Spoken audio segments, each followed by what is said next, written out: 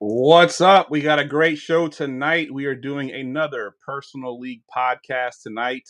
These guys have been coming back to us year after year. It's a redraft league, and I got some great guys to break it down, so hang in there.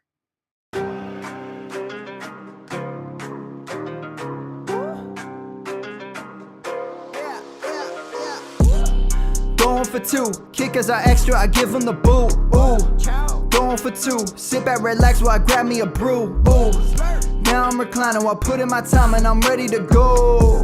My spine is aligning and much my lineups, my bank account grow. I am so rich, but knowledge is all that I'm leaving it with. Ooh, listen to this, multiple options, how far can I get? Ooh, DFS Dynasty Redraft tonight, I'm not finishing last. I'm finishing past any and all, I am looking to last. What else? This spot is popping and I am so locked in and only opening the door when it is opportunity knocking. And all of these spots keep on talking and talking. So what are we talking? What kind of alignment? And running it deep, even players forgotten or came from the bottom or hitting that top end. And this spot is popping, yeah, this spot is popping. And woo! This is the armchair, yeah. Put up your arms, yeah. Sound the alarm, yeah, yeah, yeah. Woo!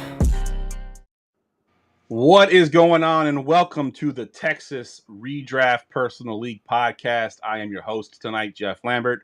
Follow me on Twitter at JeffLambert77. I'm here with two guys here on the panel tonight. We got Kyle. He's a ranker at goingfor2.com, also the host of the Dynasty Six Pack. You can follow him on Twitter at Senra Says. What's up, Kyle? Hey, guys. Hello, everyone from the Texas Redraft League. Happy to be here for another PLP. I tend to do a lot of these. This is my first of the year. It almost feels kind of old school doing another PLP. It's why I wear the old school fantasy football expo shirt today. Love it, love it.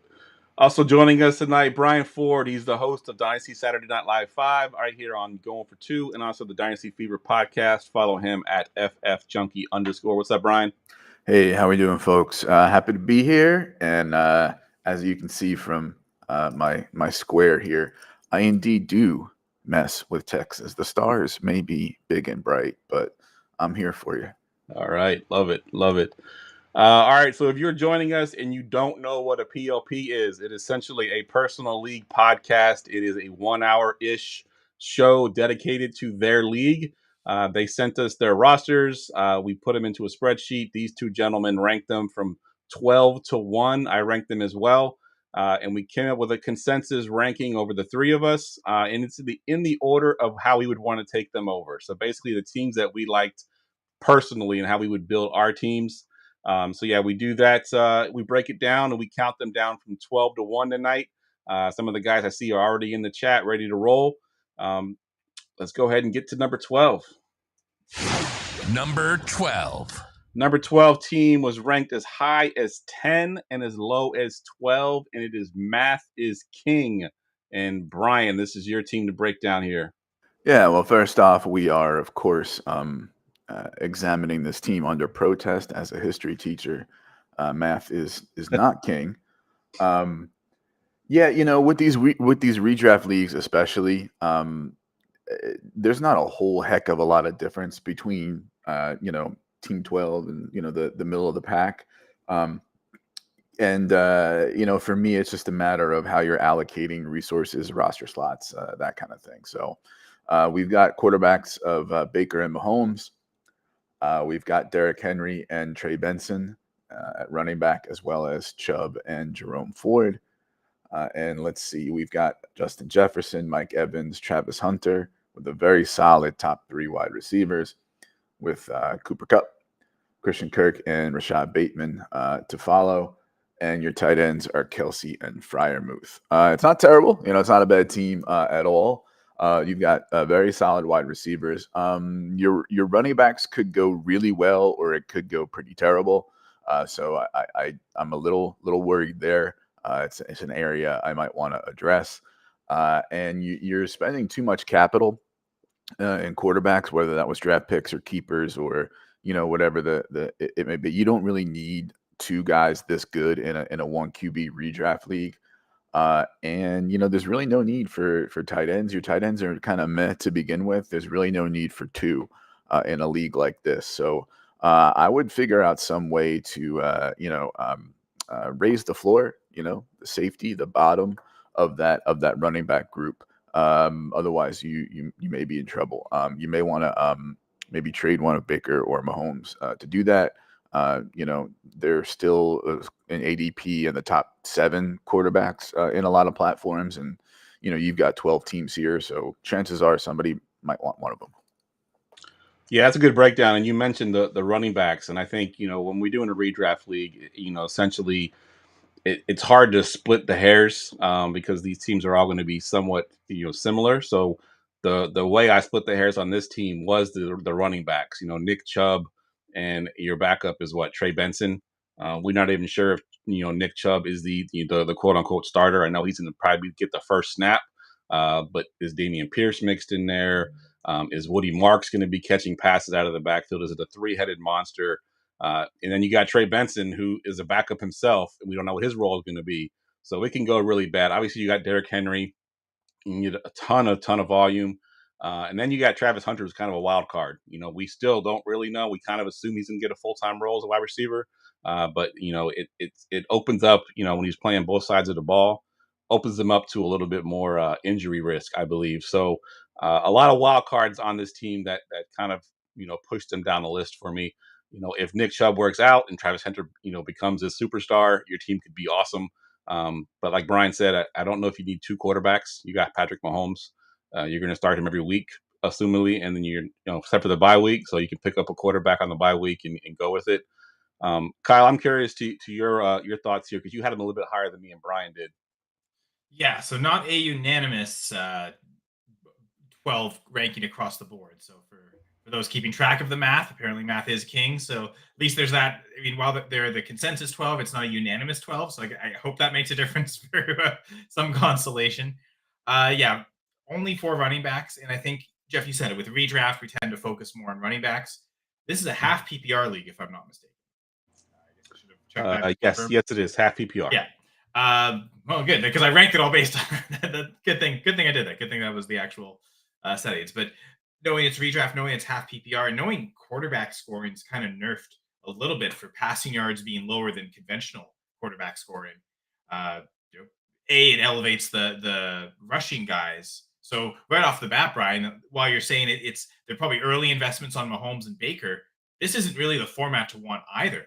Like they should almost have been faded. And you try and get the rushing quarterback just because of the passing yards being diminished.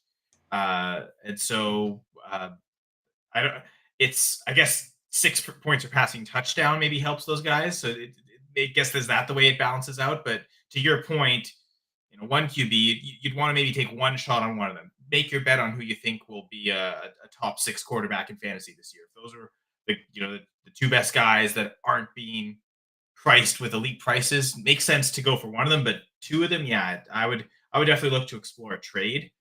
When you talk about optimizing the roster, Rashad Bateman kind of feels like overkill. Like, do you really need that 6th receiver? A 5th running back probably feels a lot more useful, especially when your 4th running back is Trey Benson, and you're not going to be able to really start him. Is he even really the backup? Because last year he wasn't. DeMarcado was playing more than Trey Benson, and I expect that will change this year. But what if it doesn't? Like, you might have a completely useless running back, frankly. Even if Connor were to go down with injury, it might not be just Trey Benson right off away. So how long does Nick Chubb and really Jerome Ford? I mean, like, those guys are probably startable early, but how long is that going to be? So, and Ford being probably the best, the most established pass catching back for the Browns, this isn't necessarily the format you want Ford. You'd prefer to have him in a full PPR league as opposed to a half PPR league. But anyway, just getting that extra running back depth can help, whether that's trading away a quarterback to get a running back, dropping Rashad Bateman, I think, to get a running back or whatever depth. Brian, I like your idea of you don't really need both Kelsey and Freiermuth. I think if you make the bet on Kelsey, and let's say you want to trade away Baker, you make the bet on the Kelsey Mahomes stack, play that every week and ride those highs and lows. Like, whatever week their bye is, that's when you need another tight end. You don't really need Freiermuth the rest of the season. So Freiermuth and Bateman are the 2 guys I would cut. I mean, you just cut both for 2 running backs, and suddenly you've got 6 on your roster now. I'm going to talk about running back depth a lot. And while I ranked, of course, everyone knows that anyone who watches PLPs, but like Jeff, like, this is the format. Maybe I pushed that too much in the dynasty leagues, but a redraft half PPR league, I mean, to me, that running back depth is all where it's at. Agreed. And so I did rank kind of teams in tiers based on their running back rooms primarily. That was like the first decider. And this was one of those teams that fell into the bottom tier. I liked them enough to not have them be the bottom team, though, because I felt, while Brian mentioned maybe not the most efficient use of roster spots, I felt there were other teams that are even less efficient than them. Fair enough. Yeah, good call. All right, let's get to team number 11. Number 11. Number 11 was also ranked as high as 10 and as low as 12, and it is the Big Green. And Kyle, this is your squad. And this is the team I ranked 12, because talk about a lack of roster efficiency. So this team has 2 defenses and 3 quarterbacks. There's maybe only one team that's more egregious, but that team also maybe gets away with it more because of a stronger roster build. You and Brian certainly agree on that. But yeah, so right off the bat, it was, okay, where do they first rank with the running backs? Only 4, just like the last team we talked about. Bucky Irving, Chuba Hubbard, and then immediately goes down to Caleb Johnson. And I like Hubbard more than I like the RB2 on Mathis King. But like by the time you get to the end of it, like 1 through 4, it's really not that different. Like I'd take Henry over Bucky Irving. Yeah, I'd take Hubbard over, let's say, Nick Chubb. But I'd probably take Jerome Ford right now over Caleb Johnson. Like that's close. Like there's early season, late season upside. Like that's, maybe I probably would take Caleb Johnson, to be fair, but Braylon Allen versus Trey Benson, like it's kind of the same bet. Like, so the running back rooms don't seem that much different. So I thought they were pretty close. Brock Purdy, I think I have Mahomes ranked higher than Purdy. So in theory, I'd rather Mathis King's quarterback room, just more belief in Mahomes. Evan Ingram is a tight end I really like. But having Tua and Ward feels like that's really unnecessary. I mean, I have Purdy ranked pretty highly. I'm sure that makes you happy to hear, Jeff, as a 49ers fan. I think he's my QB 7 or 8 in redraft. So my thinking with Purdy is you're probably just going to start him most weeks. That he's to me a tier above Tua and Ward, where I'm not really playing the matchups. I'm just going to play Purdy most weeks. If they come into a really difficult matchup, sure, I'll figure out there. But I'm thinking probably just his bye week and maybe the absolute worst matchup he has this year. I don't even know what that is. I remember looking at the 49ers schedule. I have them I have their defense in a league, and my co-manager and I were kind of looking, and man, they're not really playing any great teams this year. Like no elite teams. Like we could probably just ride their defense out for the whole season, and like we get great matchups. I feel like the same is for Purdy. Like there's no real like, oh my God, this team is a juggernaut. They're going to shut him down. We have to avoid this. Like to me, Purdy is a kind of ride or die through the season. So I don't know if you guys agree with that, but I think I'd almost be willing to cut both quarterbacks, but certainly feel like you have to cut one just for another running back, get a 5th body in there, right? Yeah, I agree. I think you're right on the easiest schedule, right? I think the 49ers, based on last year's records, does have the easiest schedule in the NFL. So I don't see a scenario where you're going to be benching Brock Purdy minus injury. And then Tua, he's injury prone himself. So it's a little, Tua, being Tua as your backup is a little tough for me. And is that maybe why they drafted Ward, right? The risk of Tua. At that point, you probably shouldn't have just drafted Tua, right? If you're going to take Tua, it's because you believe in him enough that you can play him when you need. So if you think that the injury risk is there too much, you might as well just not draft him. And to that point, is he the guy you cut, even if he was maybe drafted earlier? Ward provides some type of like unknown upside. It could be amazing. So maybe is that like the wild card you hold? Because I believe week 14 bye, right? I believe it's a late bye. Yeah, that sounds right. In theory, Ward might be better at that point than he is right now. If it was an early bye, maybe you would prefer Tua. But as the longer the season goes on, the more of an injury risk to Tua in theory, and the better Ward gets in theory. So I don't know. Like, I think if I'm cutting one, I think I'm just going to cut Tua. Does that make sense, Brian? Yeah, I think so because if you think about the back-weighted production of younger players and the fact that when you need it most, Cam Ward will probably be performing his best, hopefully, right? And I think if either one of them hits their, 80th percentile outcome, how far apart are those two things? And if, is the gap between Tua's 80th percentile outcome that much better than Ward's, where you're going to carry that injury risk, the bad offensive line, is he going to be, dinking and dunking, 5-yard passes, so yeah.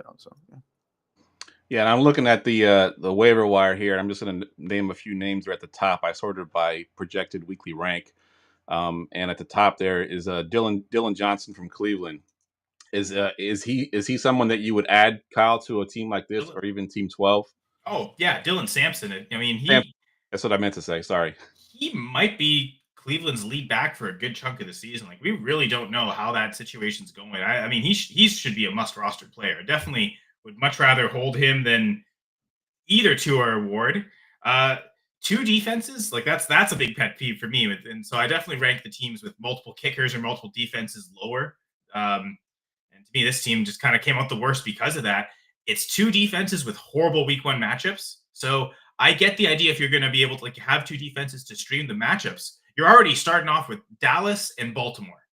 Those aren't good matchups to have. Like, to me, Buffalo is a completely useless defense. If you're going to have the Eagles, you probably just ride them out, even through the bad matchups. And those, like, if the Cardinals are available, they play the Saints. Like, that's the defense you should want to play week 1. So, like, to me, Buffalo is absolutely useless because they've got a really tough schedule in terms of good opposing offenses. So you're probably not going to get that many good weeks to where the Eagles have a bad matchup and the Bills have a good matchup. Like, that probably doesn't happen too often. It certainly doesn't happen right off the bat. So to me, even more than Tua or Ward, I think the Bills defense is an absolute must cut. There's no way I would rather have them than Dylan Sampson. That's definitely get Dylan Sampson. The other thing I didn't like, only 4 wide receivers. And so you 3 quarterbacks, you're hitting your running back depth. The extra defense, you're hitting your wide receiver depth now.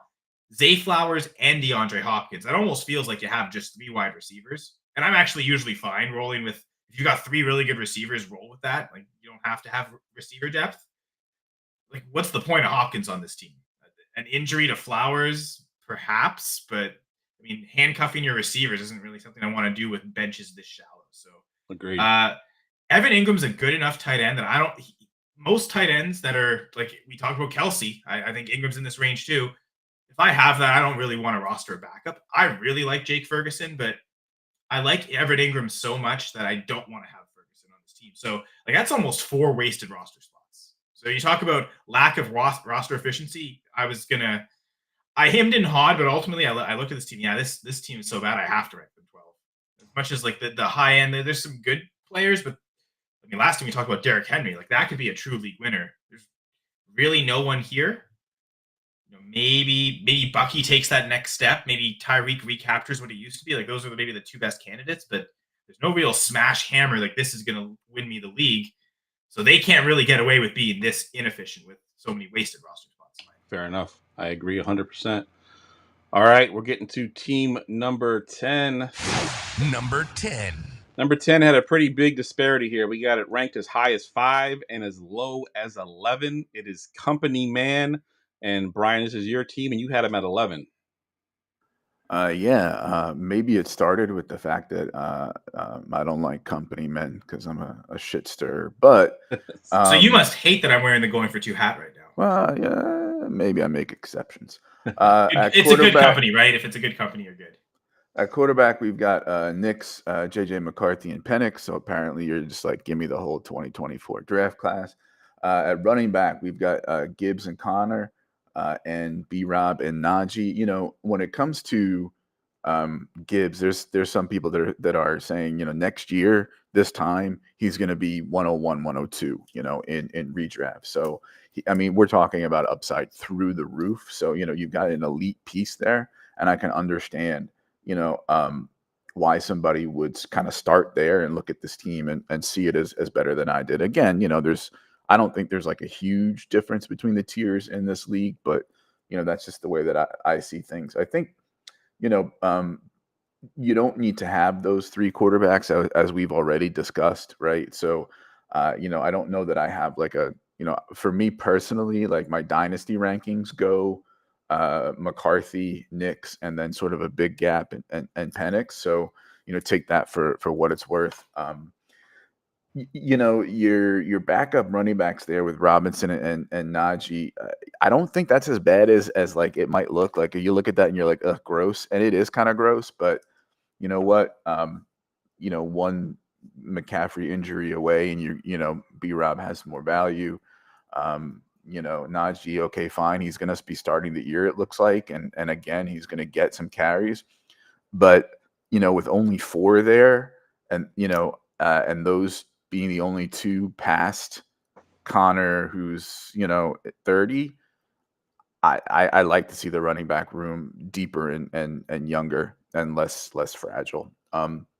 Wide receivers, we've got Marvin Harrison Jr. and Jacoby Myers, Jaden Reed, and Jaden Higgins. Now, I happen to like Marvin Harrison Jr. I don't know that his situation is very good for him.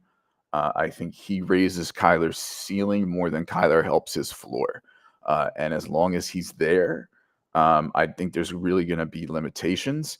And I would be okay with that if Jacoby Myers wasn't like my second best wide receiver. You could say Reed is, and I would say, yes, he's got more talent. Snap percentage plus starting the year with a Jones fracture. And, Jones fractures, go Google them and how long they take to recover from. Kittle and Goddard, again, no need for 2 tight ends of that quality. Keep Kittle, do something with Goddard.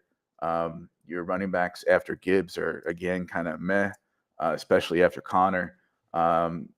Solid-ish wide receivers, but nothing really up top, really, that I like to see as like, bam, that's like my wide receiver 1. If you've noticed, I don't really acknowledge the existence of defense and kickers. Don't really feel they should be used in fantasy football. I don't think, especially in the offseason, you should be rostering any. But good for you that you only have 1 of each, so Kyle's wrath won't rain upon thee. Yeah, you get rid of 3 quarterbacks and 2 tight ends in this kind of league. Like, those are red flags. Should have been a true company man and wore the no kickers shirt to encourage them. Well, it's funny because I was only planning to talk about kickers or defense if there were multiple in a team just to punish them. But I'm not rewarding anyone for their kicker or defense if they only have 1. That's the, like, if you have 1, that's good. Like, that's what you should be doing. Right, exactly. And I was going to chime in. I'm not sure when this redraft was done, but this guy was kind of a victim of a lot of offseason news. Like Najee Harris, lost an eye almost. Jaden Reed now has the Jones fracture. Ryan Robinson Jr. got traded. Now he's a surefire backup. Micah Parsons got traded, so that Cowboys defense is going to be worse. Good, yeah, he got hurt really hard with a lot of offseason stuff. There's our defensive analysis. Micah Parsons on the Packers. Go. Kyle, real quick, because you had him at 5 here. So real quick, give me your thoughts. Well, I know exactly why I had him at 5, and it's something Brian said earlier. A year from now, people are talking about Gibbs as the 101. Half PPR redraft ranking, Jeff. So I don't know if you've seen it on the site. I have Jahmyr Gibbs at 101 this year. So So seeing the 101, that maybe elevated this team higher than it should. However, we're talking about 3 solid starters, which we haven't talked about yet. I mean, if maybe math is if Chubb and Ford are solid starters all year, okay, they've got 3 as well. But like this feels much more secure with Connor and Swift as a number 2 and number 3, and then again, who I think is the 101 in fantasy redraft, Jahmyr Gibbs. So much touchdown upside. Good pass catching upside too, and that does help in half PPR. Maybe not to the extent of full PPR, but there's no player right now has outproduced their touchdown numbers relative to their expected touchdowns based on yards than Gibbs. And while touchdown regression is a thing, I think what Gibbs has demonstrated is that he's just so good at scoring touchdowns. The situation he's in helps, but he's in that same situation with the Lions. So I think regression only goes to a certain extent because some players clearly separate themselves as good touchdown producers. Some are just not. So I'll buy into Gibbs just repeating his high touchdown efficiency, and that's just who he is. And maybe it's just been 2 years in as a flash in the pan, and now it comes down. But I'm willing to take that risk. So I tend to just have him ranked higher, and I think having him as the 101 in my mind for this league probably makes me put this team higher than maybe I should. You had 11, Brian. I think, Jeff, you said 7 for you. I had him at 9. Oh, 9. So, yeah. So I am kind of going out on a limb. And maybe it's simply having Gibbs because roster efficiency isn't the best. I agree. Cut Goddard, cut Penix, get 2 extra running backs. Then you at least this team has 5 running backs. We talked about a lot. The last teams have 4. So I think they were not going to be – I know that there are unanimous or consensus ranking puts them 10, but they were not going to be in the bottom 4 bottom 5 for me, just because they were a bit better at running back than some of those other teams, the two we just talked about. And obviously the teams, since I have them ranked 5, there's several teams I have ranked lower, and a few of them Fair enough. that same issue where they've only rostered 4 running backs. At least this team is 5. Yeah, good call. All right, we're up to team number 9. Number 9. Number 9 team ranked as high as 5 and as low as 9. It is Devastator. And Kyle, this is your squad. Yeah, this gets to a true flat tier where actually in our consensus rankings, we have 3 teams technically tied. Via tiebreaker, they end up 9. So really devastated by the tiebreaker. I'm really sorry, Devastator. It's all my fault because I did rank them 9, but apparently that's their spot right now. It's the 9th spot. So I don't know. I was onto something. A team with only 4 running backs. Like just talking about it, right? And 2 for sure starters, Saquon and Jonathan Taylor. That's 2 great starters to have. Tank Bigsby as the 3rd, and then Tyler Goodson as a handcuff that I don't think is really one of the best handcuffs to have, because are we really sure that it's all him and it's not DJ Giddens? I would almost kind of think Giddens is actually the better handcuff. So it really feels like this team only has 3 running backs, because if Taylor goes down, I don't know that Goodson's really elevating to what you need. So right off the bat, I was going to rank this team pretty low as a result of that. I think in my first run through of rankings, I actually had them lower, maybe even at 10. But I think you guys maybe just bullied me or convinced me that Mathis King wasn't as good. And I was looking and I thought, yeah, this team maybe is a little better, because having Saquon and Taylor at the top end is better than Henry, and then who's the RB2, right? So I think having Taylor, having Malik Neighbors, that was enough to push them up to 9 for me, which I guess is still too low. I'm sorry, guys. Sorry, Devastator, to devastate you here.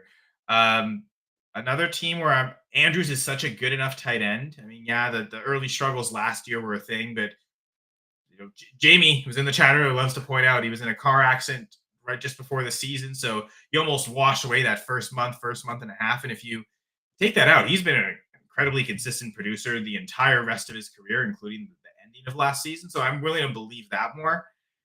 Jonnu Smith to me is pretty useless. He might be the number 2 target on his team, but he also might be the number 2 tight end on his team. Like, I think that the floor is pretty low for Jonnu. So that's another spot where I definitely want to cut him for a running back. And again, I'm not even counting Tyler Goodson. So give this team a true 4th running back. Bigsby might be the starter. I know, Brian, you tend to be a really big Bigsby guy, if I'm not mistaken, right?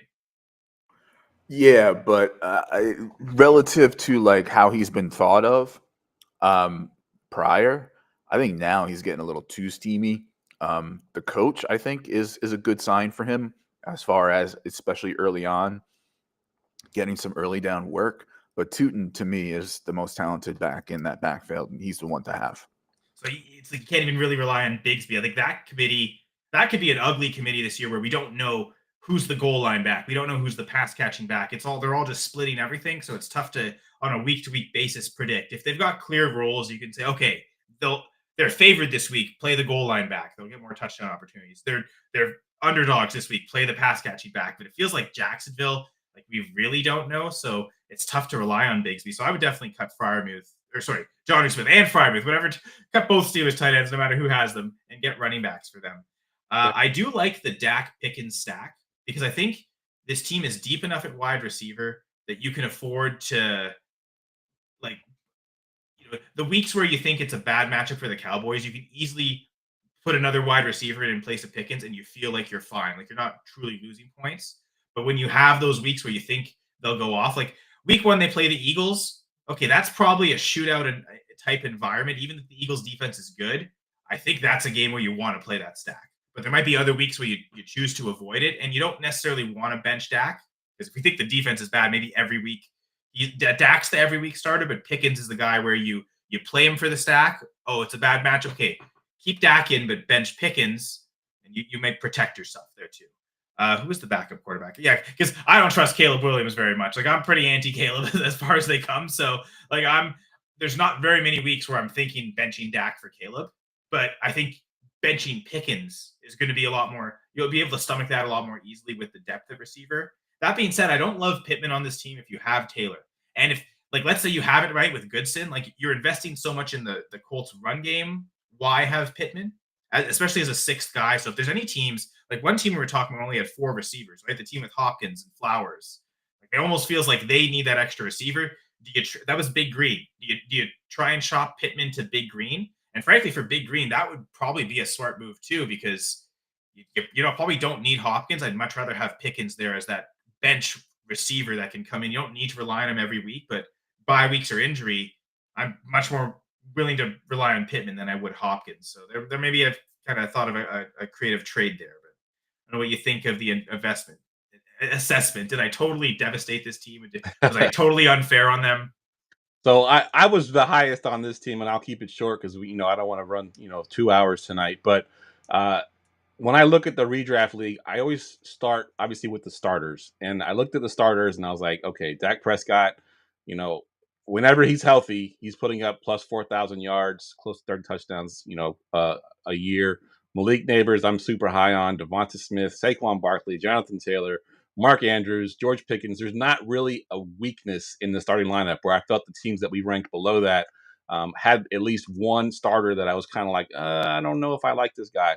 And then you look at the bench, and you mentioned the wide receiver depth. Yeah, Jawan Jennings is there. Michael Pittman is there. So some good, solid depth. I didn't understand the Tyler Goodson pick because I agree. I think DJ Giddens is probably the handcuff you want. So if you wanted a handcuff, he's actually a free agent. I would go out and get Giddens if that's what you want. I don't know if you need the handcuff. But all three.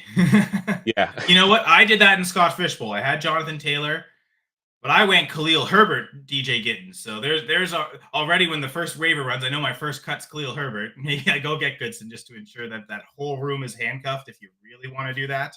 Yeah. AJ Dillon to handcuff with Barkley. Like, I know I tend to be anti-handcuff, but that usually is when we talk dynasty PLPs. I'm okay doing it in redraft because it's a 1 year bet. You can control it, but why handcuff something in dynasty when things change so much? Yeah, agreed. And again, I would take Dylan Sampson over Tyler Goodson as well. So yeah, I'd rather another starter. That could be your third running back, frankly, rather than just take a handcuff. If a guy like Sampson's there as a potential starter, that's the priority. All right, let's get to team number 8. Number 8. Number 8 ranked as high as 6 and as low as 8, and it is Team Fight Me Back. And Brian, this is your team. Yeah, not sure where the misplaced aggression is coming from, although maybe not surprising from someone from Texas. So we have some quarterbacks that I like that kind of, I think, straddle that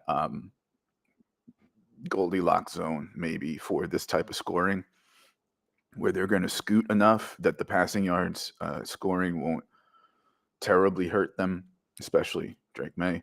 And they're still more of a pocket passer lean, where the 6 points per TD are going to help them. So something to think about when evaluating quarterbacks, maybe. Again, I haven't run the numbers as far as like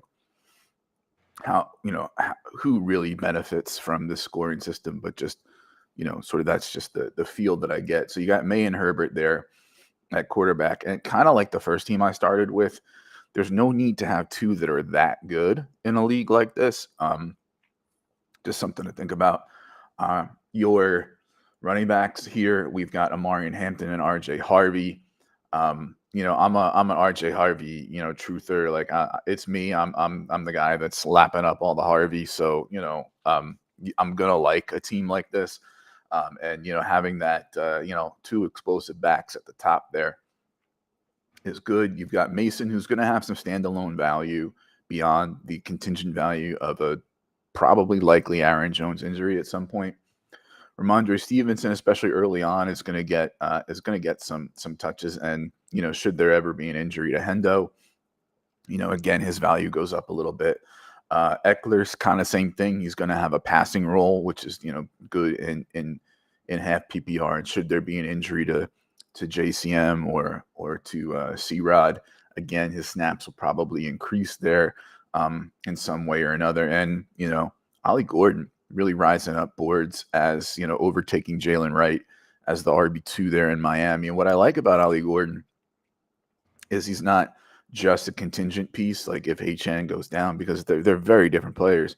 This might be the guy who can pound it in from the 3 or 4 yard line that they haven't had in a while. And so you'll probably get some now choosing what weeks that's going to happen, is tough. But when I look at this, I say, okay, I've got 6 pretty good running backs here, and we like to see running back depth. So, you're checking things off there. Would I like to see maybe some more projectable volume after Hampton among that bunch, especially like season-long projectable volume? Yeah, probably.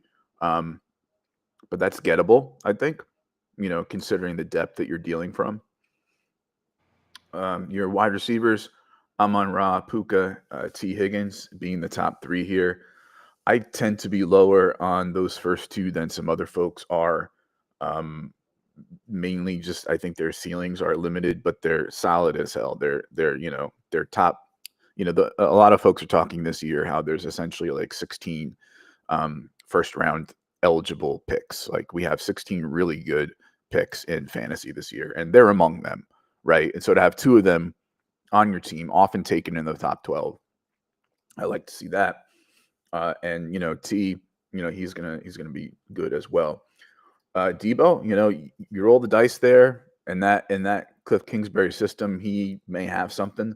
I think people underestimate how hard it is to come back from pneumonia, and also, be on a team that you kind of, maybe had one foot out the door. So I'm not a Debo lover. He's somebody I'm avoiding in Dynasty, but, I'll roll the dice, see what things look like in that Kingsbury offense. And if I need to drop him, I drop him. Tyquan Thornton, you're not going to really be able to predict the spike weeks unless you have like a worthy injury. Or is that Dante Thornton? I'm sorry. It is Dante Thornton. Yeah. Well, kind of similar story. You're not really going to be able to predict the spike weeks there. I think he's getting a little too much steam, and Christian Watson's going to be hurt for a while. So what I would probably like to see you do is get some more projectable volume in the running back room and maybe get a little bit more of a safety net there with some wide receiver depth. I like that you're only carrying 1 tight end and that he's good. People will talk about, Fannin and that kind of thing. I think it's more of a dynasty concern for Njoku. They're going to run a lot of 12 personnel there. And Stefanski likes to throw to tight end. So, I think Njoku's safe in a league like this. And, so yeah, it's a solid team. Get a few tweaks and you're good. Yeah, I think so. I had him at 8, and looking at it the second time, I probably should have ranked him a little bit higher because I really like this team. You mentioned Amon-Ra, Puka, T. Higgins, and Debo is a bench player currently, and I live in Washington D.C., so I hear all the radio chatter, and there's a couple guys on the radio that I trust their opinion. They're at all the practices, and they say Debo looks explosive again. So if he is explosive again, after being not explosive last year. That will really work out well in this offense, like Brian stated. So I really like that. And just as a side note, this league has open free agent waivers. There's no fab bidding. Dylan Sampson is no longer a free agent, so somebody added him while we were talking. So that's why you watch live, folks. So join us for a live PLP on the Going for Two Live Network. Yep, absolutely. Has there ever been a better publicity for why you should watch us live? 100%. And then Ollie Gordon is interesting, right? Because I think he's got some very good early season value because we're not sure what Achane's injury is. We know Jalen Wright's definitely not going to be in. So Ollie Gordon could be the starter in week 1, or at least spell Achane if he's a little bit hobbled. And I was going to say, do you guys feel confident playing RJ Harvey week 1? Is that something where you'd prefer? Because I was thinking, is Eckler a good week 1 starter? You don't know if Rodriguez or Ja'Cory Crosby-Barrett are going to establish themselves. Do they rely on Eckler more that week 1 game, the veteran that Daniels has experience with, and then the rookies, or the rookie in Ja'Cory Crosby-Barrett or Rodriguez, like they establish themselves as the season goes on. So while you have Eckler, you might as well just play him week 1, especially if you're not playing Debo, considering the 3 receivers that are there. Like, is that a way to maybe? Right now, if I had to say, like, who I'm going to bet on, Harvey. But, I think that's, like this is kind of a cop-out answer. Like the closer we get to the game, you hear a bit more out of practice and that kind of thing. And maybe look at some projections and, but I'd probably be okay playing Harvey week 1. I think, Harvey is the kind of guy who in a half PPR league, although maybe even more so in a PPR league, he can be just as good on 10, 12, 14 touches as some other back is going to take 18, 20, 22 touches to get to because of how efficient he can be and because, targets are worth like 2.5 times more than a carry. So, I'm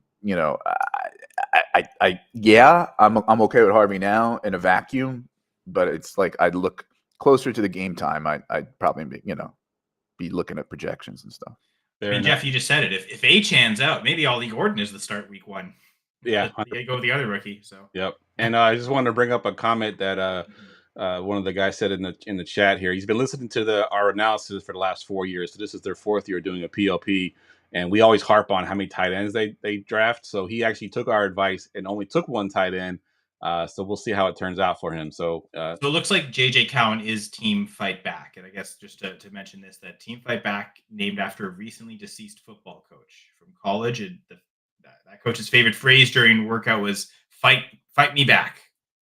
So Team Fight Me Back. And it's funny that we didn't really fight too much on rankings. Like this is, 6 is the highest, 8 is the lowest. Like this is one of the teams so far that is the closest. And I mean, we're all kind of ranked it. I mean, this is what spot number 8. The consensus ranking was 7.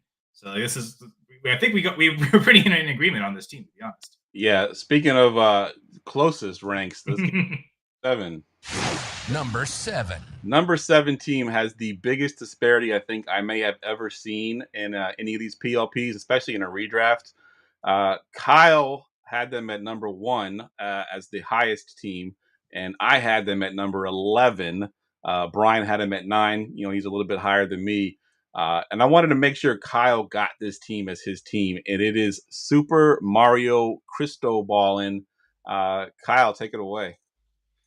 So, yeah, I was a little surprised to see you guys be this low on this team because when I was, again, the first thing I did, half PPR redraft, I'm going to tear out how these teams are built at running back. And to me, there were 4 teams that all had 4 or 5 potential starters and even good chances at starters. So, those are the teams I all pushed up in favor. These are going to be the teams I rank as the top 4. And that was actually, between them was probably the hardest thing I had to rank, was figuring out who 1, 2, 3, and 4 was going to be, especially 1, 2, 3. I went over that a lot of times to the point where these 2 filled the sheet out. And maybe seeing you put them this low biased me to be, I have to overcompensate and rank them number 1 so that they're not pushed too far down in the order, because this team definitely deserves more respect than a number 11 ranking.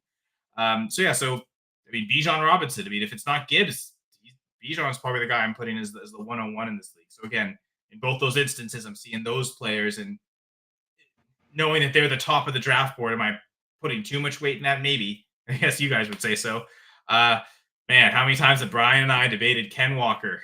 But I still like Ken Walker a lot. I still think it's. Oh, I'm totally in this year. You are? Oh, yeah. Okay. Yeah. Last year and this year, I've changed my tune. Yeah, no, especially this year where I'm on board. And now, of course, he hurts his friggin' foot just because I said I like him. He's been hurt a lot of other times the years you didn't say you liked him.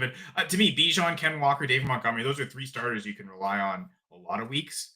The defending champ. And in redraft, that means a little less than it does dynasty because the roster carryover. But if Ja'Cory Crosby-Barrett really takes over as the lead back in Washington, that's such a strong offense that he's a guy you could rely on as a starter. And I have no idea what's going to happen in Dallas this year. I'm taking so many shots on Miles Sanders. Is Miles Sanders available? I couldn't remember seeing him on a team. Let me see while you're talking. Yes, he is available.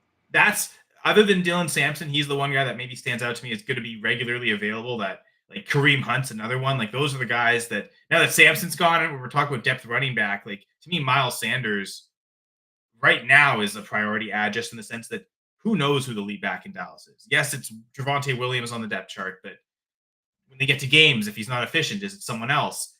Could it eventually be Jaden Blue? I like taking the shot. So again, to me, I see 5 running backs that for this league automatically put them in the top 4 for me. So I was already going from maybe that bias. When we talk about bias, man, I love Jaden Daniels. And so maybe that was also hurting my heart to see the Jaden Daniels team ranked this lowly. In my mind, the quarterbacks that I think benefit the most in the scoring setting are the rushing yard guys. To your point, Brian, the last team we talked about, Drake May, Drake May played 2 games where I think the first game he got hurt in the opening drive, and the second game, it was the last game of the season. They had him play the opening drive and not throw a single pass attempt. He just handed it off 3 times, and that was it. So he's got 2 games in his average that account for 0. But he literally did nothing in those games. So if you remove them, in the 10 games he played, he had the 4th most rushing yards among quarterbacks. So like May, if the passing touchdown step up, he's really good in this format.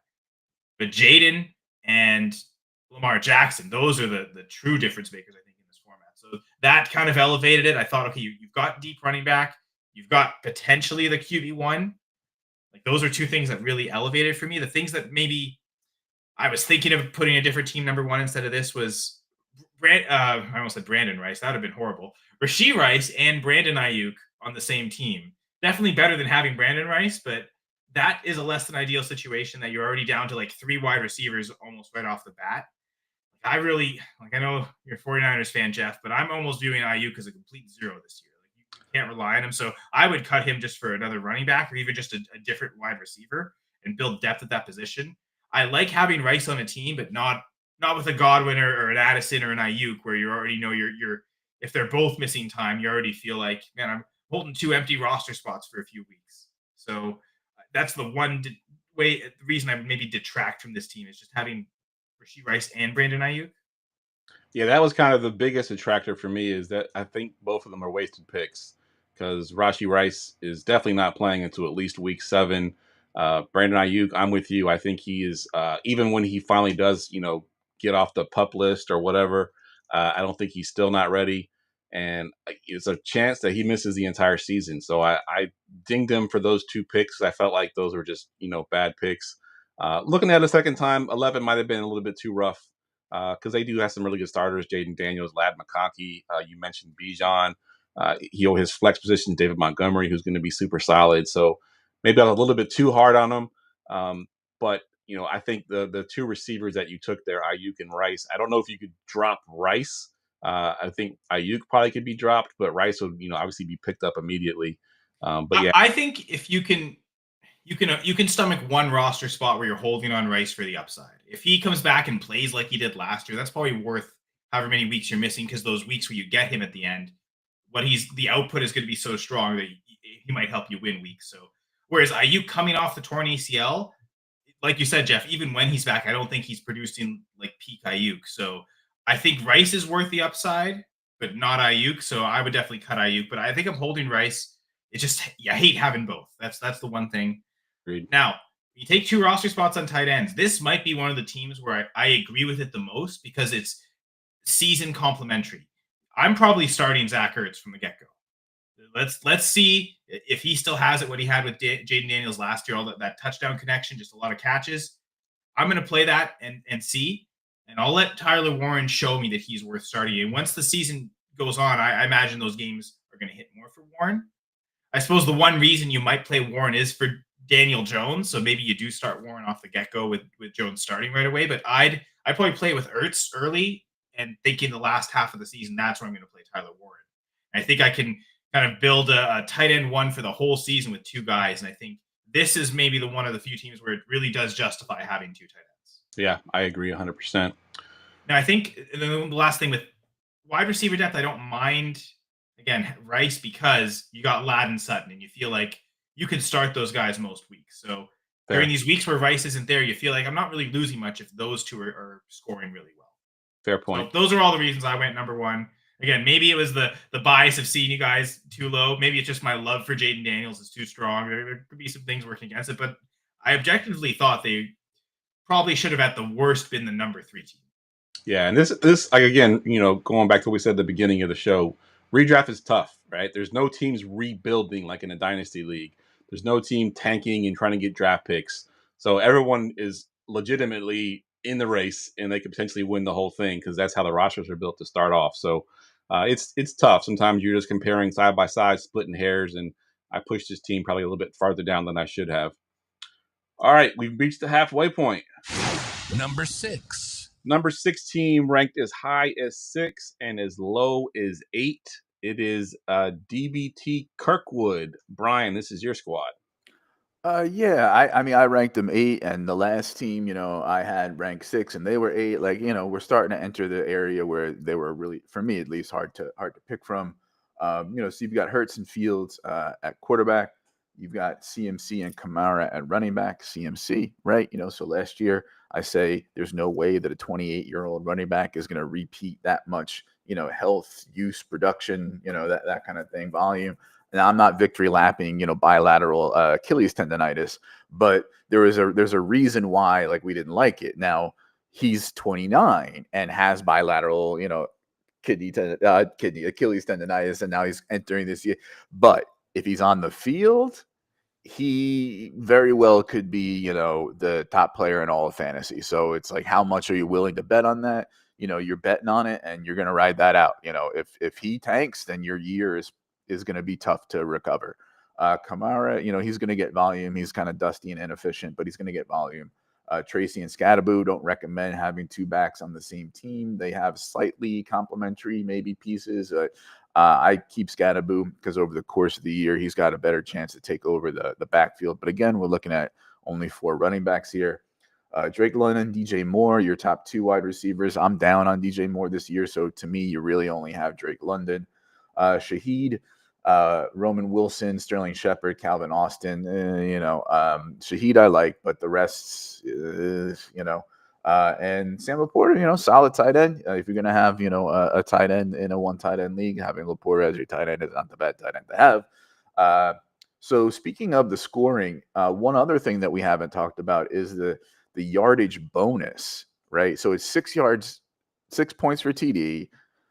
You need more yards to get a point, but you get a yardage bonus. And so you have 2 rushing quarterbacks. One, who's probably, because of regression and Hurts going to be passing more than he did last year. But Fields ain't going to hit the 400-yard bonus in 3 games, So, it's hurting you there. You're old and thin at running back. You need to address your depth there. You also have meh depth at wide receiver. And I think it comes down to me being, a little more down on DJM and the quarterback situation there. But, that's why I had him ranked 8th, So again, like we said with other teams, move a few pieces around, get some tweaks, more depth, more running backs, and, good to go. Yeah, again, you look at these rosters when y'all are talking about him, and sometimes I'm like, why did I have him so high? I had him at 6, and I'm looking at it now, and I'm like, okay, he's got Tyrone Tracy and Scadabo. That's essentially 1 player. He's got Christian McCaffrey and Isaac Guerrero. That's essentially 1 player because you're not going to play Guerrero and Christian McCaffrey. And then you also have Calvin Austin and Roman Wilson, whoever wins that wide receiver 2 job is going to be, one of them is going to be the valuable piece and one's going to be useless. So you almost have 6 players to account for 3 positions you can play them. So that kind of hurts this team a little bit. And that's something I didn't notice the first time through. So, Brian, you pointed out the Tyrone Tracy and Scadabo, and I kind of looked at the roster. I'm like, well, he kind of did that with a lot of these players. So that's a tough situation there. Do you almost feel like, we both ranked them 6, Jeff, and now that I'm looking at it, Brian specifically I had Team Fight Me Back as number 7, and Brian made some good arguments to that team. I might flip those 2 around in hindsight. Agreed. But all to say, we're in that range where it's so close. I just wanted to comment on that. Starting with Team 9, which was Devastator, up until the next team we'll be talking about, Team 5, in our consensus aggregate, they're separated by less than a point. Yep. 7, 7, 7. This team with the 6, 6, 8, it's a 6.7, and the next team is 6.3. So all 5 teams separated by less than a point. I really did feel like this was the big middle tier in the league, and I had kind of I think at points mini tiers. Like I try to find ways to separate it. But yeah, this has been fun so far. All right, let's get to team number 5. Number 5. Number 5 team, also a pretty big disparity, as high as 4 and as low as 11. It is Bench, Burrow, and Deal. And Kyle, you had him 11. This is your squad. Yeah, this was a team I think I was even debating them as the last team at points. Only 4 running backs and only 2 starters. And I thought this is maybe why Brian was still disagreeing with me on Ken Walker to Charbonnet, because 2 starters with Jacobs and Connor, and then you have 2 clear backups to me, Zach Charbonnet and Rico Dowdle. And you could argue Charbonnet is maybe one of the better backups to have, but at the same time, I'm seeing a team with 2 starting running backs. So they were already going to be 10 through 12 for me. Like that was always going to be the range I was going to put them in. Some slow start potential too. And one of them is Joe Burrow. He starts slow. Maybe this is the year he doesn't. So maybe there's less risk of that. You think he's just such a good enough fantasy producer. I don't know where you have him in Dynasty, Brian, but fair to say we all might have him as a top 5 quarterback rankings, whether it's redraft or Dynasty. So I maybe, he finally played in the preseason. I know that's been a thing in the last few years. So injuries have been part of it. So maybe this is the year they don't start slow. But James Cook after a long holdout. Terry McLaurin after a long holdout. We know Jordan Addison's going to miss 3 games, and it'll be 3 weeks without practicing too. So what's his ramp up like? Is this a team that could start out slow with some of these big guns not firing? Josh Jacobs and who's the RB2? James Cook. Sorry. But yeah, Jacobs and DK learning with a new quarterback. That's, you kind of rely on them to be the big guns to carry you through early weeks. So I think there's a bit of fear that there too is you can't really afford slow starts in redraft because the season is so short. You fall too far behind early, it's really hard to catch up. I also don't love Addison and Hawkinson on the same team because it feels like you're going to maybe want to play them a lot of weeks. So is there, I think I said actually, I'm fine going to Hunter Henry as the starter, as maybe one of the cheapest starters you could buy that you still feel confidence in. At least I feel confidence in him. And maybe trade away Hawkinson, thinking that that's how you get a third running back on this team. And Hawkinson's a good enough tight end that you can get a legit third starting running back that you can feel confident starting most of the season in place of starting Hawkinson most of the season. So that's a move I would make simply to just get away from having the 2 Vikings pass catchers, because that'll be really tricky to know when do you play it. And if it ends up being where you just keep Hawkinson, you probably, it almost feels like Addison's useless on this team because he's going to miss 3 weeks. And then are you ever really going to want to play him when Hawkinson's your tight end? So if you've already decided to invest in Addison and you're absorbing those 3 weeks on the suspension, I think go the opposite. May as well trade away Hawkinson. And then that way, once Addison is back, you have encouragement to want to play him and make him count on the roster. So I think there's roster inefficiencies. We talk about them. This is definitely one. I guess that's about the only inefficiency though. I mean, they only had 2 quarterbacks, only had 2 tight ends. There's definitely a lot more inefficient teams coming up. So I'll talk about that a bit more later. Agreed. And, again, hindsight, looking at these teams a second time, I think, again, going back to your point about how close these teams are, I think maybe I had them at 4 and had them a little bit too high, listening to your assessment. But I do like the starters. If you just look at the starters, Joe Burrow, Terry McLaurin, DK Metcalf, James Cook, Hawkinson, Jacobs, and Jamison Williams. A very solid starting core. I'm actually really high on DK Metcalf this year. I think I've pretty much been high on DK Metcalf for a couple of years. I'm hoping that this year is the year that it pays off for me. I think Aaron Rodgers, we know, likes to hyper target his receivers, and I think DK Metcalf's going to be that guy this year. So I think it's going to be a low volume passing attack, but I think DK Metcalf is going to be getting most of the volume. So look at the starters; it's a pretty solid team. But yeah, when you get down into the bench, where you said 2 backup running backs, Jordan Addison's got the 3-game suspension. I do like Matthew Golden. I think he's going to be a solid piece. I know, Kyle, you're a Packers fan, and you almost glossed over Golden.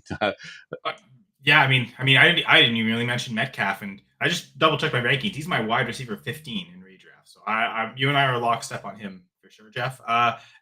Is Golden another guy though that risks the slow start? Maybe eventually he'll take over as the number 1 receiver on the Packers. Maybe I'm too much of a Jaden Reed truther and also still seeing how often Dobbs just gets targets, how he's still probably the best route runner on the team. I don't think Golden's going to come in and just dominate. To me, the Packers are not an offense designed to have a 20% target share guy. They'll always be capped out at 18%, 19% for the top earner, and maybe that is Golden. I just don't think that's Golden immediately. So I think more reason to think that it might be a slow start. Fair enough. All right, we're up to team number 4. Number 4. Number 4, ranked as high as 3, as low as 7. It is 2 boobs, 2 balls, 1 goal. And Brian, this is your squad. I think Jeff did not organize the teams around Kyle getting his number one team. He organized the teams around giving me one of these 12-year-old playground puns that I absolutely hate. But anyway, we got Josh.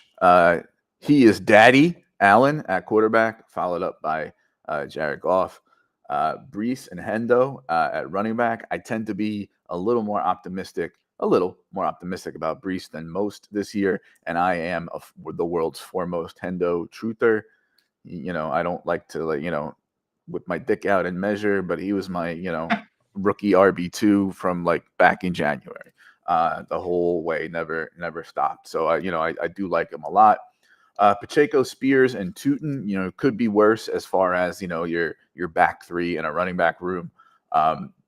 Obviously, Spears is going to be starting the year on IR, so something to keep an eye on. And Tootin, I think he, like I said before, he's the most talented back in that backfield, and I think as the year goes on, he's going to be the guy that you want to have. You've got really solid top few wide receivers here with BTJ, AJ Brown, T-Mac, and Olave. And then we've also got Hollywood and Shakir there. So, pretty solid wide receiver group there with a tight end that is, Dalton Kincaid. Again, I'm slightly more optimistic on him this year than some other people are, but I think we have to realistically adjust what we thought he could do, not just because maybe of him, but also because of just the way that offense is set up. Talk about an offense that doesn't want a 20% target share. Jeez.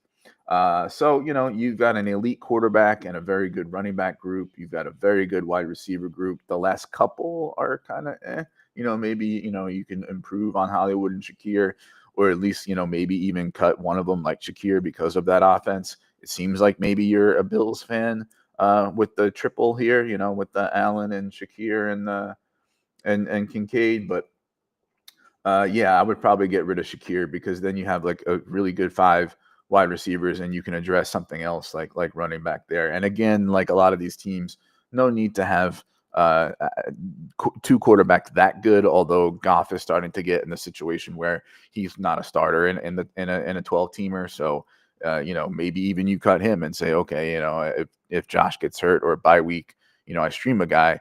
Meanwhile, I'm able to stash a running back that's an injury away, Taj Brooks, somebody like that. Just off the top of my head. And you've got a couple different ways to address tight end and to the extent that it matters in a non-tight end premium, and a really solid team. So I liked it. Yeah, I was kind of in the middle on this one. I had him ranked at 7, I think the lowest of everybody, but I had him kind of ranked in the middle. And I think it comes down to, 2 rookies are your starters. And I know I love Travion Henderson and I love Ted McMillan, but I don't want to know if I want to start both of them. Because typically rookie receivers have a little bit of a slow start, so you're going to have that issue. Then the fact he's playing for the Panthers, not exactly a juggernaut offense, so you have that issue. Travion Henderson, I love, and I think he's going to be great, but that offense, I don't know how they're going to split the workload there. Is he going to get the full workload? I don't know if that's going to happen or not. And then you mentioned Kincaid and being higher. I actually am higher on Kincaid as well. And I think he could actually be the number 2 targeted player on the team behind Shakir. But as you mentioned, that doesn't really mean a whole lot. It could be like he has, because he was last year, I think. Yeah, I believe he was, and it was such a disappointing season. Right, exactly. It didn't even pan out because it wasn't even that. It wasn't worth it because it's so spread out. I had him right there in the middle. But I agree with your assessment. I think it's a pretty solid team. Again, not to harp on it, but a redraft, it's tough to really split the hairs and find teams. You could find holes in all teams, but you can also find good reasons why they can end win the whole thing. So overall, solid team. We are approaching the top 3. Number 3. Number 3 team ranked as high as 3 and as low as 4. It is Hanging with Henderson. And Kyle, this is your squad. Well, it's funny because 3 and 4 were back and forth for me. The last team we just talked about with Travion Henderson. I think I went with them at 3. Just some of preferred Josh Allen over Kyler Murray. I think it might have just come down to that, honestly. And Kyler, in theory, is a good quarterback for this scoring setting too. So this was a team where I looked at it first and thought they had a legit shot to be ranked by number 1. Same with the last team, 5 potential running back starters. Now, I guess this is the reason I put them 4 instead of 3, because 2 of those starters have massive question marks. And I guess you look at the other team, Tootin and Spears, they also have question marks. But like Mixon and Judkins, these are massive question marks. Like there's a non-zero chance that neither plays a game this year. And it's for totally opposite reasons. Mixon with this foot injury, and Brian referenced it with Jaden Reed earlier. Like, this seems like this could be bad. Like, who knows? I think we expect Mixon back at some point, but how quickly will that be, and what kind of shape is he going to be in? If it takes so long, is that a good sign because it means he's coming back fully healthy, or is it just such a nagging injury that, okay, we don't want to waste the season, so we're going to put you in there even when you're not healthy? So that's tricky. And I mean, Quinshon Judkins doesn't have a contract. If he doesn't have a contract, he can't play. So who knows? When do the Browns sign the contract? If he's talking about the fully guarantees like all the other second rounders and he's really holding firm to that, there's a chance he doesn't sign. And I mean, because he's not under contract, he can't be punished. And there's talk of potentially re-entering the draft again. I think with Shamar Stewart, there was talk about that with the Bengals. Ultimately, that contract got signed, and maybe Judkins gets signed even before the season. He plays week 1, but I think because he's missed so much time, he hasn't practiced with them at all. I think you just completely write out the fact like he's not going to play on third downs. He's going to be a pure just runner, and if there's any like pass catching upside, that's mostly going to be Ford, maybe Sampson if he develops that well. Really narrow sphere for Judkins to succeed because like that offense might not be good. So what's this rushing production going to lead to? I mean, we all love Nick Chubb, but man, there were some games with the Browns where he'd look amazing. Oh man, like Nick Chubb, he's running for like 90 yards. Oh, he has 0 catches though. He didn't score a touchdown. He only scored 9 points. Right. And that looked like an amazing game. Like this was a ceiling outcome for this game in terms of his performance, and he got 9 points.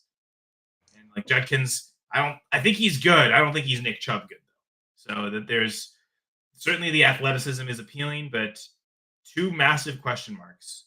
Again, I'm nitpicking that a little bit, thinking that this team to me was, again, one of the 4 where I thought easily a top 4 team.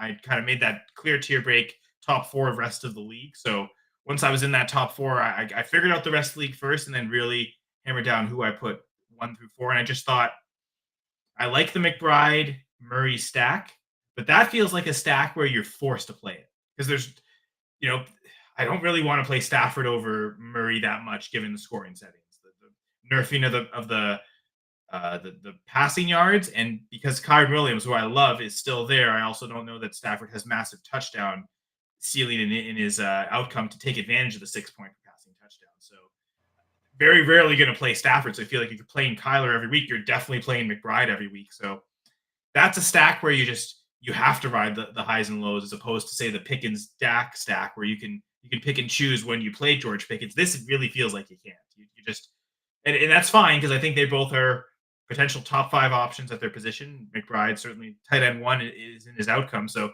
you'll play McBride every week gladly, and certainly play Kyler a lot of weeks too. But maybe that's the reason I put them 4 as opposed to outside the top 3 as opposed to inside the top 3. Yeah, fair assessment. I had him at 3, so we were all pretty close on ranking this team.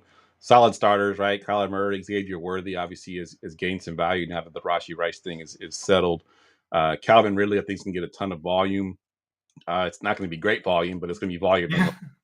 Adunze, same thing, right? Adunze could get a ton of volume, but again, I'm pretty anti-Caleb Williams, so it might not be great. That was the one last thing. I don't love Loveland and Adunze on the same team. There's a lot of teams stacking tight ends with receivers. I really don't like doing that. I mean, other than McBride's bye week, are you ever even playing Loveland? Like, that's the kind of – this is definitely a team I think you should just roster 1 tight end. So I would cut Loveland, get a 6th running back in there just because talk about how important depth is. And it's, again, important for this team with 2 guys that might be zeros for a lot of the season. Now you're suddenly down to just 3 running backs. Get that 4th guy in, officially 6th guy in, and I would cut Loveland for that. Yeah, and I think I was going to talk about that, possibly cutting Loveland or even Will Shipley, because there's a guy on the waiver wire that I think would benefit this team because he has Joe Mixon. Woody Marks is still a free agent in this league, and I was going to say Dameon Pierce, but yeah, you could probably do either. Either one. I think Woody Marks should have a passing down role regardless of who the quote unquote starter is. So I like him a lot in Dynasty, obviously, but I think even in redraft, especially if you own Mixon and you have Will Shipley, I would prefer Woody Marks over Will Shipley. I just think he has a better potential to be fantasy relevant than Shipley does. But again, you can even drop Loveland too, because like you mentioned, you're not starting Loveland over McBride any week, other than the bye week. Drop them both. Pick up both Dameon Pierce and Woody Marks. There you go. Oh, the Texans backfield. Oh, the whole day. There you go. All right. Let's get to number 2. Number 2. Number 2 team had the second biggest disparity as far as rankings, ranked as high as 1 and as low as 8, and it is Muff Divers. Once again, Brian's favorite team name here. They are ranked number 2. Brian, take it away. I mean, don't get me wrong. I like a good dot. Well, anyway, so this is one of those things where like I ranked you 1, Jeff ranked you 1, and Kyle ranked you 8. And like Kyle ranked you 8 for good reasons. So like my 1 comes with an asterisk because you have 2 defenses, 2 kickers, and 2 tight ends. Like that's like you should go in the corner and be in timeout for that. However, the reason that I just look at these pieces and I'm like Lamar, Achane, Lamb, Kraft. These are some of my favorite players this year. And then beyond that, you've got Trevor, who I love. I'm one of those people who keeps being optimistic on him, especially this year. Tradable asset if you need it. Although we're going to be cutting a lot of that flotsam and jetsam that we talked about to help this roster. With running backs, Aaron Jones, I'll roll the dice on him 1 year. Hopefully they'll take a little wear and tear off him with Mason, and he won't maybe get as hurt. Dobbins is going to have a role. It depends on how well he holds up, but he's going to have a role. Same thing with Rachaad White, and that role expands with any kind of Bucky injury. But again, we're looking at 4 running backs because of the way that you've allocated your roster slots. Lamb could be the wide receiver 1 this year. Love it. Garrett Wilson, talk about a guy whose rookie contract has been like entirely wasted on a shit team. So I think there's a low ceiling for him, but he's a solid wide receiver too. And Devontae Adams and Judy, you could do worse as far as your wide receiver 3 and 4 go. But again, only 4 wide receivers because of the way you're allocating your roster slots. Tight ends, Kraft and Pitts. I can sell you on the case on why this is, maybe the year to go in on Pitts. I'm personally over it after being burned so many times. I can't believe I'm saying that. But Kraft, I absolutely love. I think if there's a guy that I want to play the pass catchers through in a redraft with Green Bay, it's Kraft. In Dynasty, different story, although I still love him. He's like my tight end 7 in Dynasty. But Love and Kraft is kind of what I've been doing in best balls and things like that. So, so I mean, if we can get rid of some of the, Pitts, 2 kickers, 2 defense, and address some of the depth issues at running back and wide receiver, then the asterisk comes off. You get to come out of the timeout in the corner and be among the rest of us. Fair enough. Yeah, fair assessment. And I agree with the top end of that roster, right? Lamar Jackson, CeeDee Lamb, Devon Achane, 3 players that could theoretically finish number 1 at their position as your starters. And that's kind of why I had him at 1. Brian already addressed the issues with having multiple defenses and multiple kickers. I mean, it doesn't make any sense to have that. So, there's a couple good names on the waiver wire that I prefer to have over those. Ray Davis, Kareem Hunt. Trying to see a couple other receivers. There's Cedric Tillman, Marvin Mims. I know he had an injury recently, but if he gets in there, he had a good end of the season last year. All players I would prefer to have over a kicker or a defense. Is Coker on the waiver wire?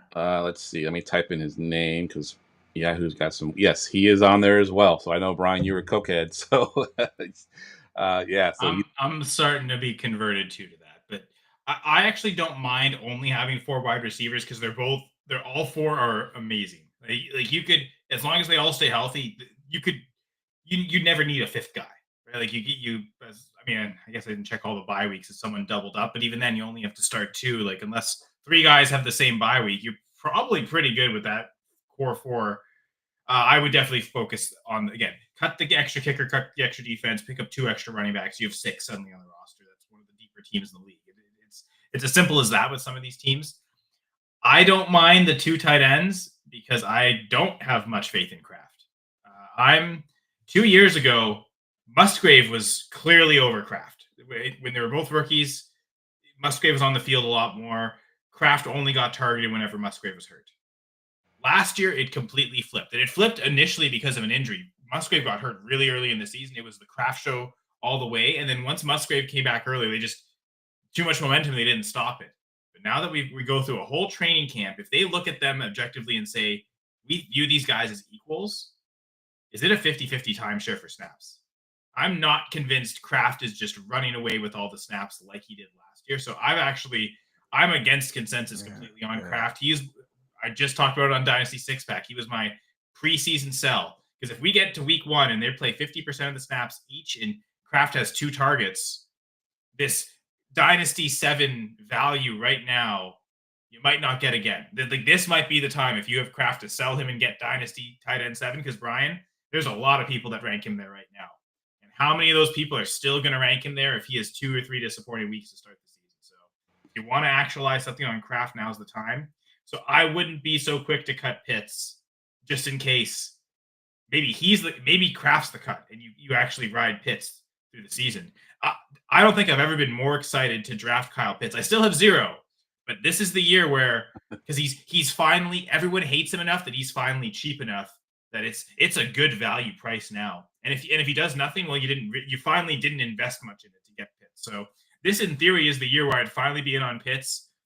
I still have 0 because there's still people that take him too highly, or there's still there's always another tight end I prefer. And I think perhaps better upside with Penix and the way that Penix likes to pass the ball. And so like if he hits his ceiling, he's going to probably have a higher ceiling than Kraft. And if he doesn't, then you can just stream tight end and you're fine. So yeah, that's good. I like that. Good stuff. Yeah, I don't have much to add to that. We're going to go ahead and get to team number 1. Number one. So I don't know if this has ever happened in the history of PLP where we all agreed, we all had the same rank for a team, which we all agreed that it was number 2, but it ends up as the number 1 team. It's a pretty interesting little caveat there. So this is Eggcorn. If you haven't already figured it out, Eggcorn is the number 1 team, even though we ranked them all at number 2. And Kyle, this is your squad. Quick question. How close are you guys to ranking them number 1? Because I was very close to putting them 1. I was as well. I was going back and forth between the 2. Yeah, same. Well, you guys chose wrong. I don't think I chose wrong, but no, just kidding. Clearly, honestly, I think all of us chose wrong. This is the team this should have been a unanimous 1 instead of a unanimous 2, but we decided to go elsewhere. I guess the one thing that maybe stopped me was the quarterbacks in this format. Stroud and Geno Smith. Like, these really seem like they're the guys, especially Stroud. He's someone that's hurt by the passing yard format of the passing yards being lower. But it's got Brock Bowers and it's got Jamar Chase. So is that enough to make up for it? So that was kind of the debate. And this is another team with 5 running backs. I think 4 clear starters between Kyron Williams, Tony Pollard. I don't know if they're clear starters in Etienne and Javonte Williams, but they look like they're the top guys at their depth charts now. So if they hold that, then you've got 4 starters for the whole season. I guess maybe with Williams, Etienne, I'm less concerned. But considering that you've got Kyron and Pollard, I'm pretty confident in those 2 most of the season. So you don't really need to even play the other guys because this team also has 3 really good wide receivers to start. Jamar Chase, Jackson Smith-Njigba, Jalen Waddle. I expect a big bounce back year from Waddle. I think last year was a bad outlier year. I think he returns to what he's been most of the rest of his career. It seemed like Jonnu Smith was their preferred screen, short passing game option.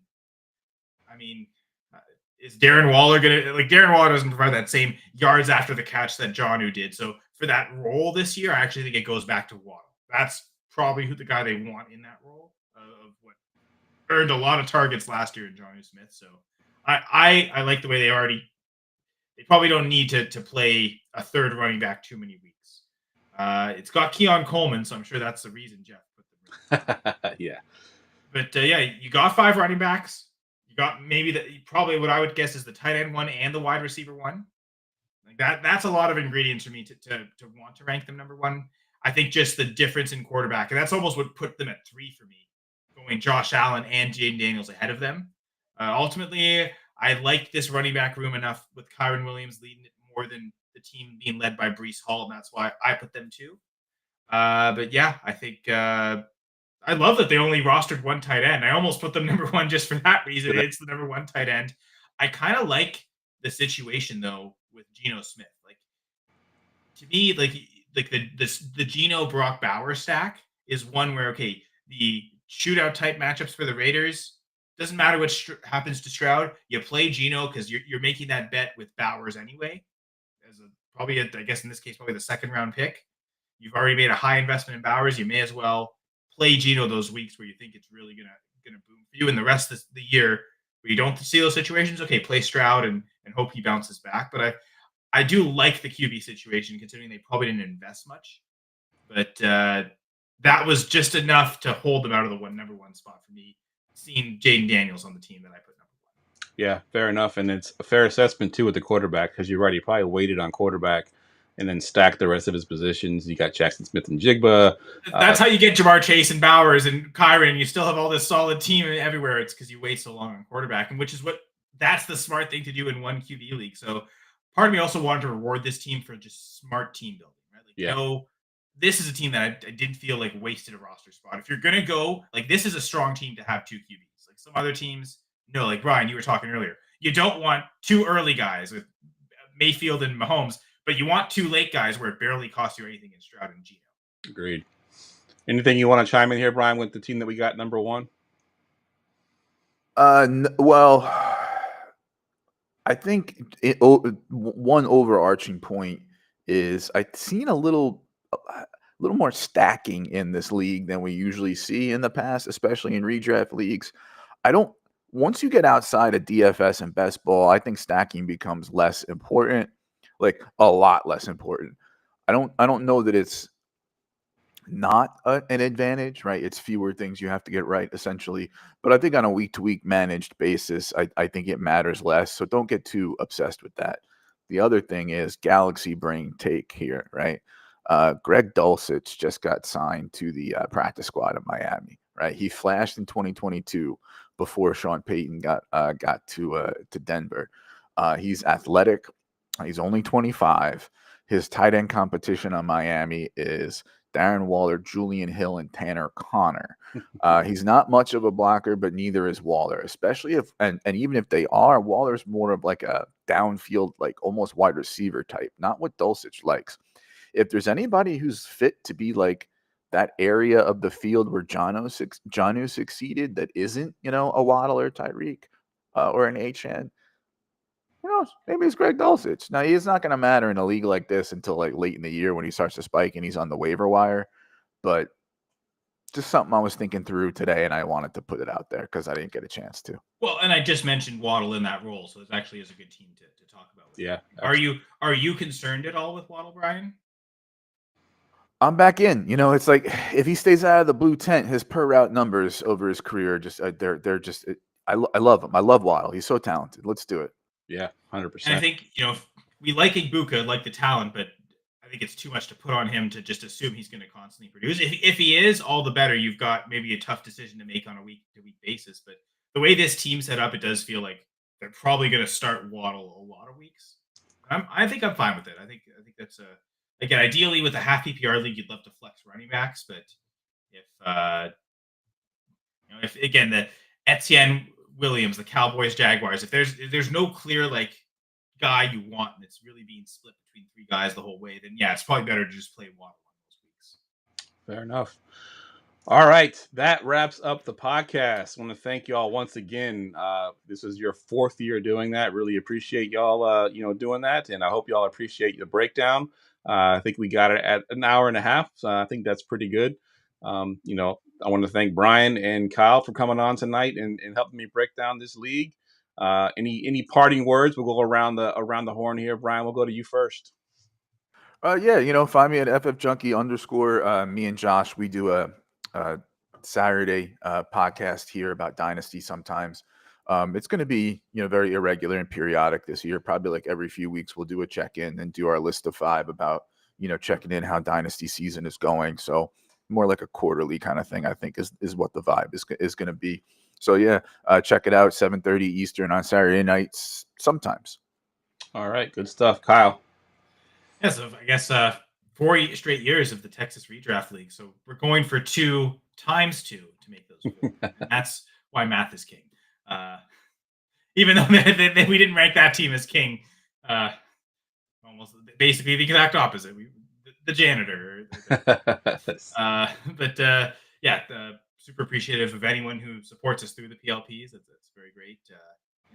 Happy that Jeff asks us to do this and consult, and that everyone, last couple of years doing these live, getting to interact with people live, and getting to have the managers in here.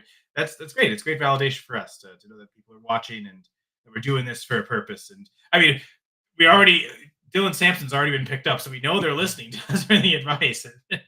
That's fantastic. I know with going for 2, I do a lot of rankings, mostly dynasty, redraft, pre-draft, meaning the draft rankings, the preseason rankings, but also the in-season weekly rankings. I contribute to all 3, so I guess I'm a true triple threat at going for 2, you could say. But I will probably do some live show contributing. I didn't have a regular live show this off season, guested here and there, special events and things like that. NFL drafts, Scott Fishbowl drafts. I appreciate Jeff having those opportunities for that. But I guess I think I am planning to return on the Monday nights as I have been in the past. And I guess, Jeff, are you joining us on Monday nights? It's very possible. Yeah, I will definitely try. My schedule now has opened up where I have every Monday night off. So I'll be jumping on. So we'll I was so focused on the PLP this week and all the rankings, getting all the rankings updated. But yeah, definitely, man, I gotta do weekly rankings all of a sudden, and we'll definitely get that show set up. So those will be Monday nights. Typically we've done them at 7 p.m. Which is an hour and 15 before the kickoff of the Monday night game. So those are a lot of fun, and I guess looking forward to seeing everyone there, including Jeff, apparently. Good stuff. As always, guys, you can follow me on Twitter at JeffLambert77. I'll be doing my Wednesday show with Ryan, my co-host, for the last 9 years.